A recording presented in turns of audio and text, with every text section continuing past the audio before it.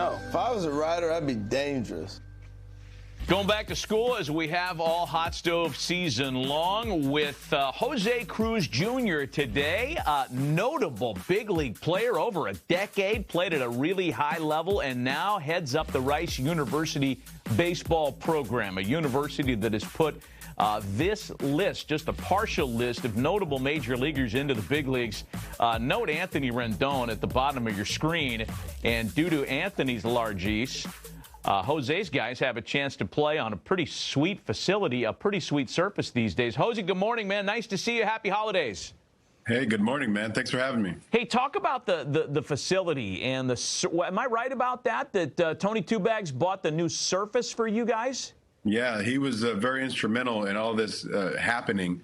We were thinking we needed a new field. One of the first things I talked about, big, nice new field, big old English R in center field. And Anthony ended up calling me, and he's like, hey, how can I help? I want to be a part of this. Tell me what you need. And I told him, I think we need to start by getting a new surface, new field. And sure enough, he came in big time. The school backed him. Our alumni backed him. So he was very important in us getting this new field. Boy, that's awesome. How important is that as a recruiting tool for you, Jose? Is that something that you can sell to kids that are considering coming to play for you? No, 100%. It's definitely, we're a place where we're going to have to be really good at developing guys and making you the best you can be. I mean, we're in the middle of Houston. We have a lot of pro eyes on what we're doing. We're pretty cutting edge in everything we have going on the pitching side and on the hitting side. So last year was a really interesting year. There was a lot of, I think, on the field, it was not as good as we wanted, but off the field and everything we were able to get and create was really, really successful. So now it's like, now we're being able to bring more guys that are more my style of players to come in, and they buy into what we're doing. And so our fall was really good. So I'm pretty excited to what we're going to be able to accomplish in the spring. So off camera, right before we came on, you were talking about a little bit about a camp that you're doing right now, and you mentioned the community, and just talk a little bit about how you try to get the community involved. And I would imagine, even though it's the Houston area, it's a smaller university, so you guys have a pretty tight-knit area down there, I'd imagine. Oh, for sure. We're in a great area in Houston. Our school is literally across the street from the medical center, which is the largest medical center in the world. So we get access to a lot of the best doctors, all the Astros doctors and Texans doctors, et cetera. So, which is great. And then the neighborhoods surrounding it are also just very nice. So the community around us is important for us to engage with them and them come and support us. So a lot of times we'll do camps and we'll do different things and to engage all the kids and their families to come out and support our team. So you mentioned a moment ago, Jose, that you have a style of player that you like to manage and that you like to work with. Is that style what you were, a switch-hitting guy that can hit for power and run? Because that's not that easy to find.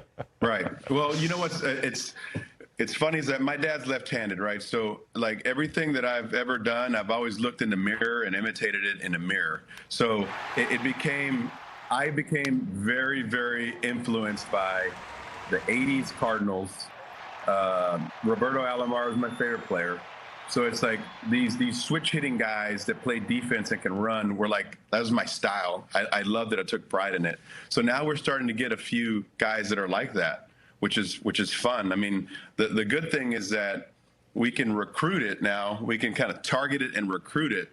I also have Paul Janisch on my team, who also played in the big leagues for a while, who is also a Rice Owl. So it's like we have an eye for certain things when it comes to what we're looking for. And then it's our job to develop it and make it really good. And for me to grab hold of them on the offensive side and talk to them about hitting and give them a different perspective on what to do, what's acceptable, what's not acceptable. I think that's a big deal because some people they think they should be hitting 1,000. They're the only player in history that should hit 1,000.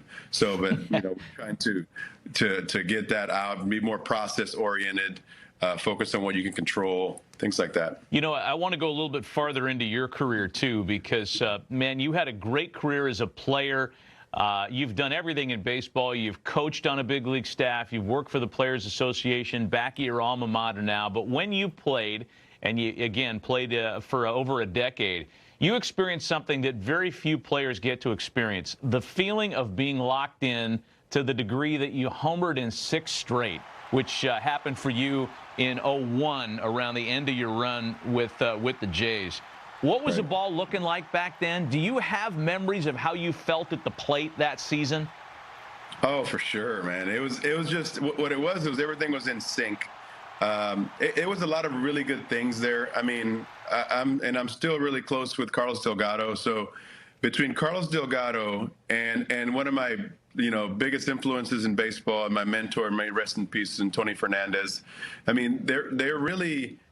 They took me in, and they were my hitting coaches. I would always watch Carlos and what he was doing, and if he's doing something wrong, I'd tell him right away, and then vice versa. At the same time, we had Cito Gaston, who was like a master approach guy. So it was like a really special group of people together, and it just kind of got in sync, and we just rode that as long as we could. And I remember talking to my dad, and I'm like, hey, I'm gonna hit a homer today. Just get ready, watch it on TV. And my dad's like, okay, we'll see. And I think it started in Tampa. And I hit a homer in Tampa. And he goes, oh, so how you feel next day? How you feeling? Oh, we're facing this guy. I'm going to take him deep today. And he's like, really? Boom. And then it went out. And then it just kind of kept going. I think I went to Baltimore. And you know what? I haven't seen highlights of myself in like a decade, man. So this is kind of like interesting watching myself move, because I don't feel like that anymore. but it was just kind of, it just happened. And then I think the last one was Finley, right? I think, and that I saw the ball well off him, and it just so happened that I was able to hit a curveball. Never forget. I think that's my only grand slam of my career right there. I mean, dude, yeah, right and left-handed, right? I mean, locked on. Yeah. Those are some great names, some great memories. Thanks for sharing that with us. That's awesome. You mentioned talking with your father about playing, and you're a proud dad of a son who is in the minor leagues right now. I mean, your family is baseball royalty, but talk a little bit about how how much pride you feel and what it's like getting to watch him do his thing. Oh, it's great. We were recently. He was playing in winter ball in Puerto Rico for the Ponce team. The funny part was, like, I don't know how many years ago, probably the last 2 years that I played winter ball, I went down there because my dad was a manager and my brother was playing on the team, and I'm like, I may never have this opportunity again, so I'm going to go down and play, and just so I can have this for us forever. So my son came down with me, and we made him a uniform and the whole thing. And so he was like the bat boy for the team. And so we have a picture of my dad, my uncle, my brother, and myself with the Ponce team. And then next thing you know, my son's playing on that team. And I was like, oh my gosh. So I went down for like Thanksgiving week, and we saw him play for the Leones. It was the weirdest thing to experience, to have this former life of ours.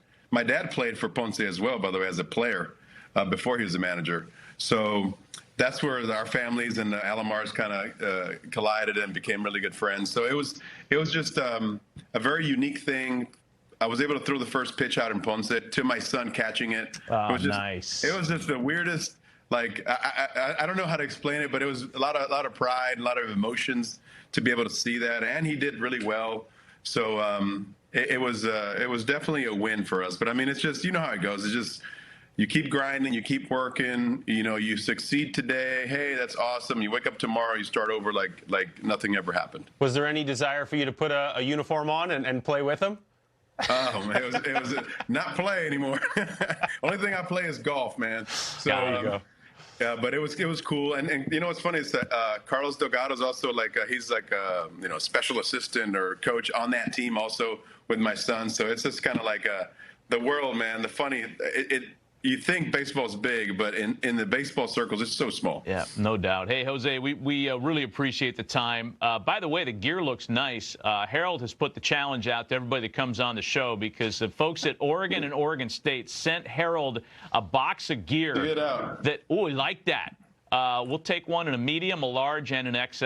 Yeah, I'll tell you what. got Since it, I'm man. here today, I think I'll. You're an XL. Yeah, I'm going to supersede. Right. I'm going to supersede Harold on this. He's by the way, I was Rector's, like, hey, Rec doesn't have no mediums, man. He doesn't look No. like a medium. I'm the medium.